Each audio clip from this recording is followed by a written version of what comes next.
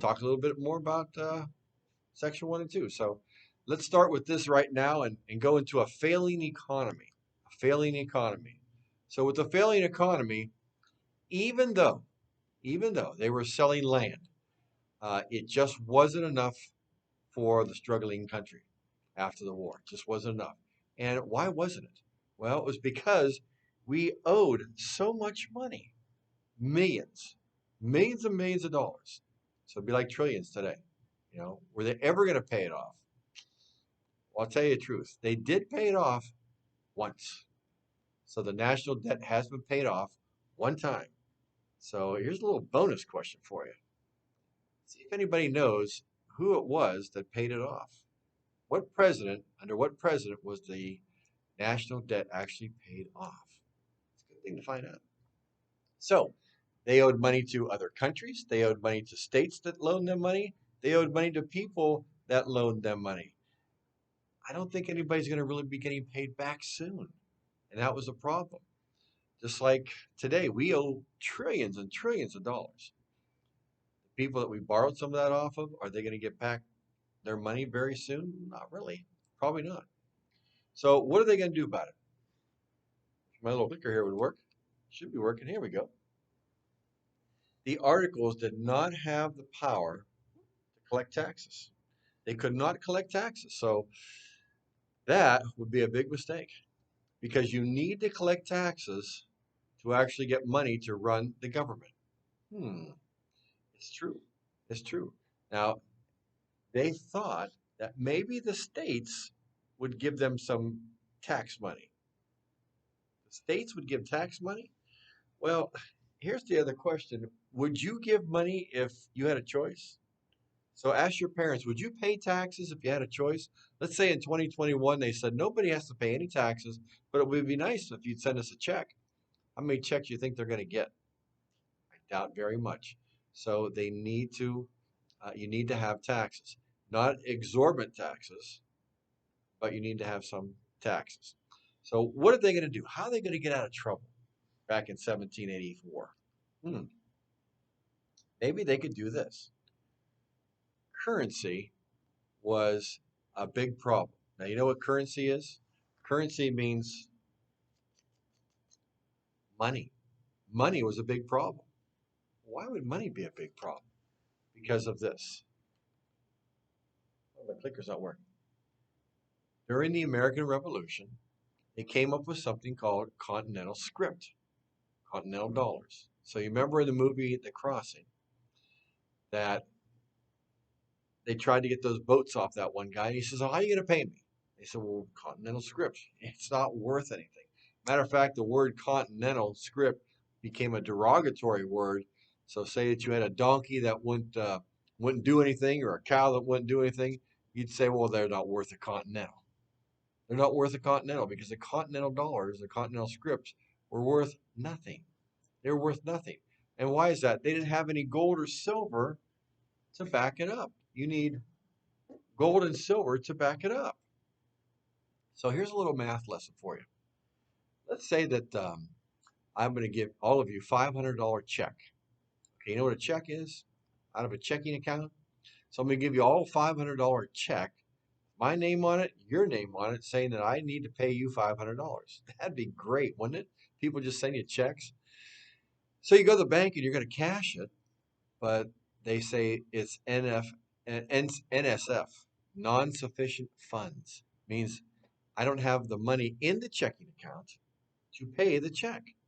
Oh, I got the check. Check's only a piece of paper. You have to have some money to back it up.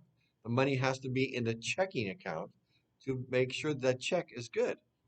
Well, when will it be good? Whenever I put the money in there. If I only have $100 in there, you're never going to get the 500 or the 100. You're going to get nothing. Nothing. Right? Now, I might get charged for that, but you're still going to get nothing. So you always have to have money to back up some other form of currency. In this case would be a check. In this case would be continental script. So they needed gold and silver to back it up. Didn't have it. Didn't have it. So what will happen now? Individual states will start making their own money. See, we can't go down to the basement and start rolling out $100 bills on a copy machine. It doesn't work that way. It's forgery, it's counterfeit. It has to be real deal. So you just can't start making your own state money. So Ohio's going to have state money. Well, is it good in Pennsylvania? Is it is it good in Oklahoma or not? Maybe not.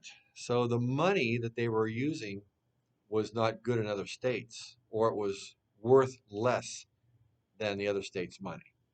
And we have that problem even with Canada. If you want to go to Canada and you exchange some American money for Canadian money, you'll get more Canadian money for your money. But on the return visit, you get less American money for their money. I think their dollar is about 34 cents less than ours. Maybe a little bit more. Maybe a little bit more.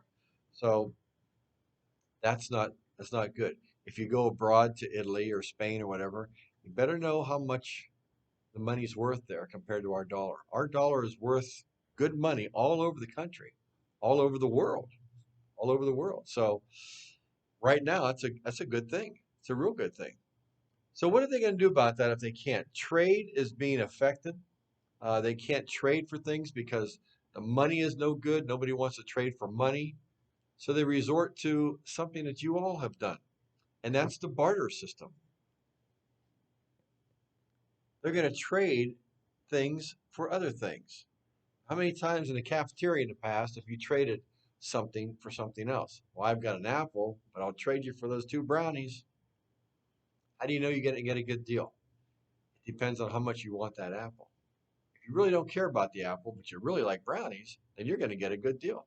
And if that person really likes apples, doesn't like chocolate, they're going to get a good deal. All right. It happens every day. People barter and they try to get the best deal they can. This is what they did.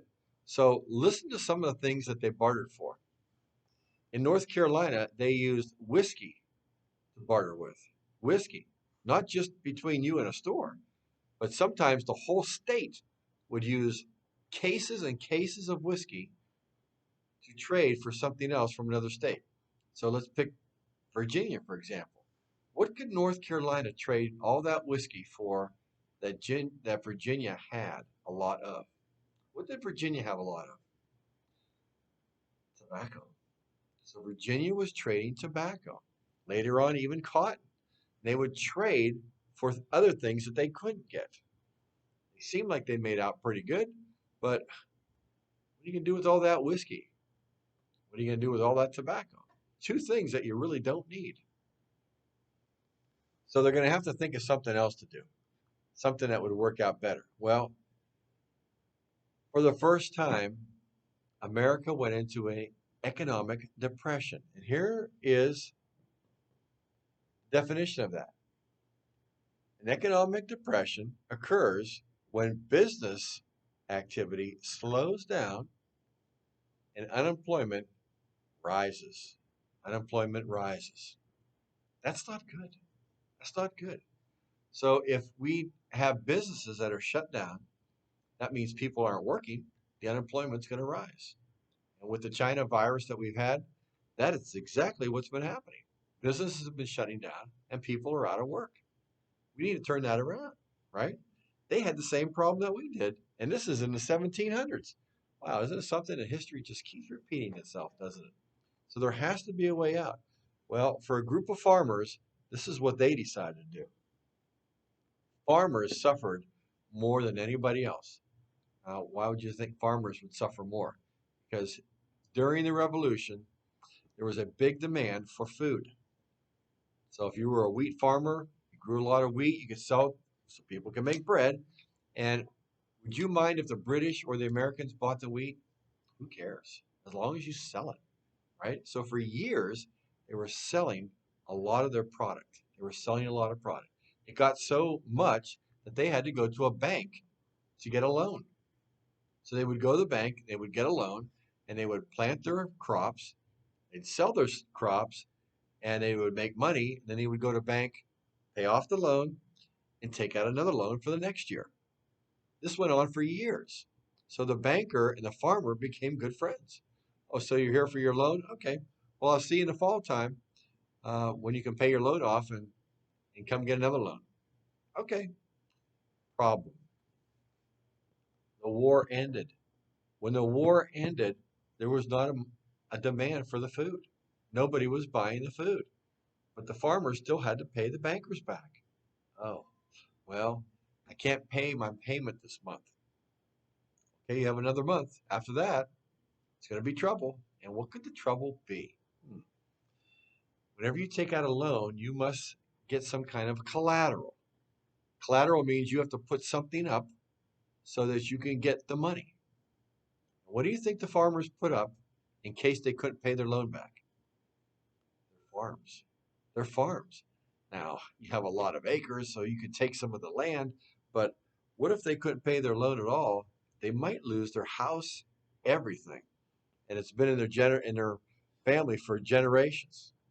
So that's exactly what happened. The banks started taking the farmers' land, and eventually the whole farm, the whole farm, they got angry. They got angry. But isn't it kind of their own fault? I mean, you signed over the farm, you signed the paper, and you knew this could happen. That's why it's so important to always read a contract. What could you lose in this contract? In this case, you could lose the farm. So it brought about this Shays Rebellion, and it's spelled with an S. It's not a plural. Shays Rebellion. So they're going to rebel. They're going to do more than rebel. They're going to go a little farther than that.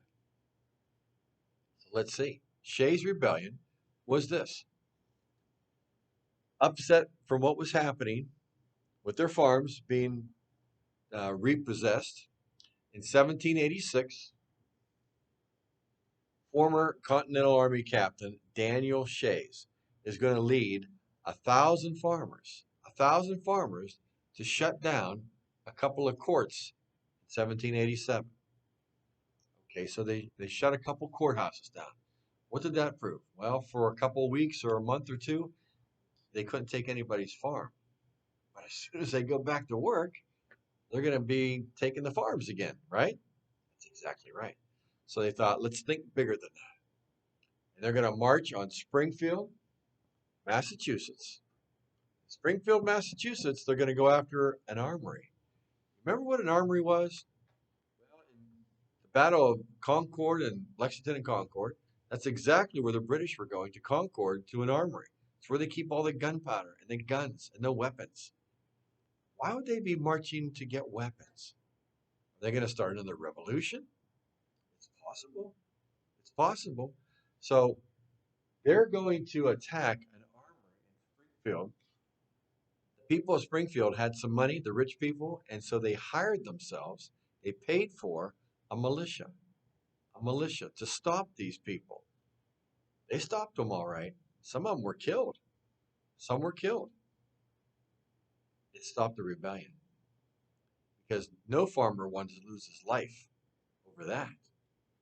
So what it proved was this: the idea that the government needed to be changed. It needed to be changed from that Continental Congress to something else. Those Articles of Confederation are just no good. Well, it just so happened that in 1787,